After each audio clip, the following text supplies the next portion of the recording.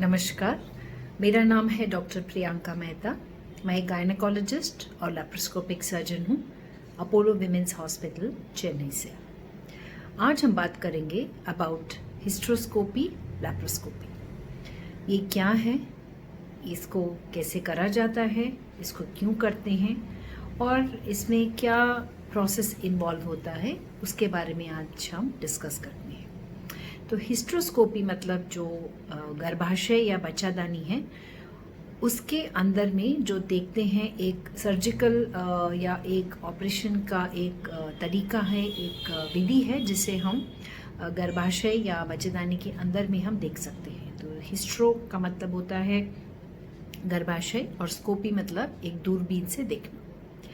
Laparoscopy मतलब laparo होता है पेट या एब्डोमेन जिसको बोलते हैं, और स्कोपी है दूरबीन से देखना। तो हिस्ट्रोस्कोपी लैप्रोस्कोपी का जो एक विधि है या एक सर्जिकल प्रोसीजर है या ऑपरेशन बोलते हैं जिसको, उसमें हम बच्चेदानी के अंदर और बच्चेदानी के बाहर में क्या प्रॉब्लम है, क्या हो रहा है। जैसे कई निसंतान दंपति आते हैं जिनको बच्चे नहीं हो रहा है और उनकी जो इन्वेस्टिगेशन या हम ट्रीटमेंट कर रहे होते हैं, तो उस दौरान कुछ परेशानी अगर हमें मालूम पड़ती है तो उसकी और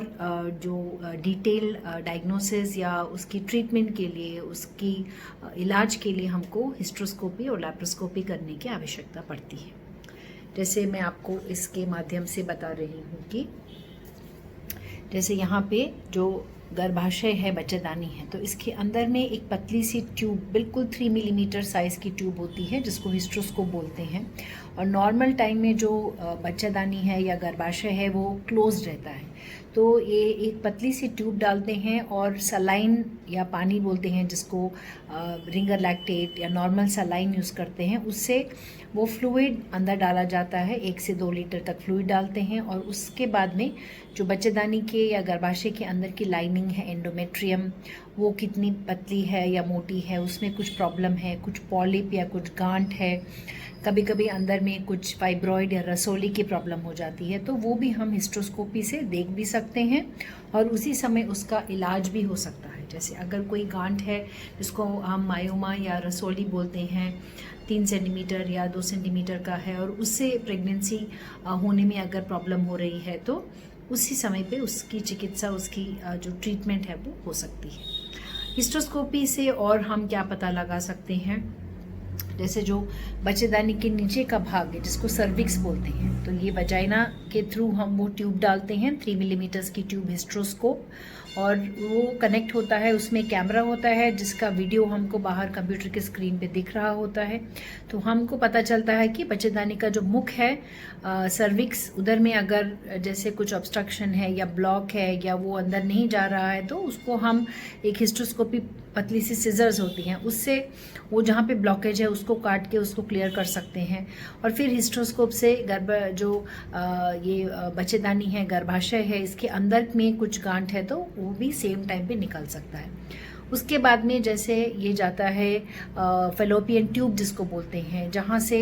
एम्ब्रियो या बेबी बन के दोबारा से आता है यूट्रस में इम्प्लांट होने के लिए, तो यहाँ पे अगर कोई ब्लॉकेज है तो इसको भी हम कैन्युलेशन से क्लियर कर सकते हैं। तो ये हुआ हिस्ट्रोस्कोपी, जिसमें कि बच्चेदानी के अंदर में, या फिर बोलते हैं कभी कभी अगर कुछ पर्दा जैसा बन रहा है या सेप्टम बोलते हैं, तो कई लोगों में जो गर्भाशय है वो जब बन रहा होता है डेवलपमेंटल टाइम में, जेनेटिकली अंदर में एक पर्दा या एक पूरा मेम्ब्रेन जैसा बन जाता है, तो इसको भी हम सिजर से पूरा काट सकते हैं, जिससे कि जिनको इस वजह से या तो प्रेगनेंसी होने में परेशानी हो रही है या समटाइम्स फ्रीक्वेंट अबॉर्शंस, बार बार अबॉर्शन हो रहे होते हैं, तो वो भी हम इस विधि से उसका भी इलाज कर सकते हैं। कई बार होता है कि अगर किसी ने पहले डीएनसी कराई हो या बिकॉज ऑफ इन्फेक्शन, जैसे टीबी की इन्फेक्शन है, तो बच्चेदानी के अंदर में जो है एक जाला जैसा बन जाता है पूरा, इधर में एडिशंस बोलते हैं, तो वो इनफ स्पेस नहीं रहती है, जगह नहीं होती है कि उधर में अगर प्रेगनेंसी हो तो वो बच्चे को बन के डेवलप होने की जगह नहीं रहती है, तो वो भी हम हिस्ट्रोस्कोपी के माध्यम से वो एडिशंस भी हम क्लियर कर सकते हैं। अब बात करते हैं लैप्रोस्कोप के बारे में। तो जैसे मैंने बताया था, लैप्रो मतलब जो पेट है या एब्डोमेन बोलते हैं, और स्कोप है कि दूरबीन से देखना। तो लैप्रोस्कोपी में भी हम जो नाभि है वहाँ पर एक छोटा सा चीरा लगाते हैं, बिल्कुल एकदम 0.5 सेंटीमीटर या 5 मिलीमीटर जिसको बोलते हैं उस साइज़ का चीरा लगता है, और एक चीरा यहाँ साइड में लगेगा, एक या दो दोनों तरफ लग सकते हैं। तो 3 छोटे छोटे जो कट या चीरा होता है उसके माध्यम से हम बच्चेदानी का जो बाहर का पार्ट है उसको हम डिटेल में देख सकते हैं। जैसे यूट्रस या गर्भाशय को देखने के लिए हम सलाइन भरते हैं अंदर से, वैसे ही पेट के अंदर में हम कार्बन डाइऑक्साइड गैस भर के उससे हमको बहुत क्लियरली दिखता है कि बच्चेदानी के बाहर में कोई गांठ है, रसोली बोलते हैं, या एंडोमेट्रियोटिक सिस्ट है। एंडोमेट्रियोसिस मतलब जब ब्लीडिंग समटाइम्स आपकी ओवरी के अंदर जा रही होती है या कोई गांठ बन जाती है, सिस्ट बन जाती है, खून के जो ये एंडोमेट्रियोटिक इम्प्लांट्स होते हैं वो पेट के अंदर के हिस्से में होते हैं, तो उसको भी हम इससे डायग्नोस भी कर सकते हैं। हम पता कर सकते हैं कि इनको एंडोमेट्रियोसिस है, और उसकी सेम टाइम पे हम उसका इलाज भी कर सकते हैं। साथ ही साथ समटाइम्स ओवरी में जो है पॉलीसिस्टिक ओवरी बोलते हैं, जहाँ पे जो पॉलीसिस्टिक ओवरी है या जो अंडे हैं, बहुत छोटे छोटे जो अंडे का जो अंडाशय बोलते हैं, उसमें जो है मेल हार्मोन ज़्यादा बढ़ जाता है और ये अंडा नहीं निकल पाता है, प्रेगनेंसी नहीं हो रही होती है। तो पीसीओडी की ट्रीटमेंट जो है, पीसीओ ड्रिलिंग बोलते हैं जिसको, वो प्रक्रिया भी हम लैप्रोस्कोप के माध्यम से करके पेशेंट का इलाज कर सकते हैं। और जो निसंतान दंपति आते हैं जिनको प्रेगनेंसी नहीं हो रही होती है, प्रेगनेंसी में टाइम लग रहा होता है, ओवरी में कभी कभी जो अंडाशय है उसमें सिस्ट बन जाती है, तो उस सिस्ट का भी हम जो ट्रीटमेंट है, चिकित्सा है, वो लैप्रोस्कोपी के टाइम पे कर सकते हैं। और जो फलोपियन ट्यूब है, जैसे मैंने आपको बताया था कि उसमें जो ये ट्यूब है ये अराउंड 10 सेंटीमीटर की होती है। तो इधर से जब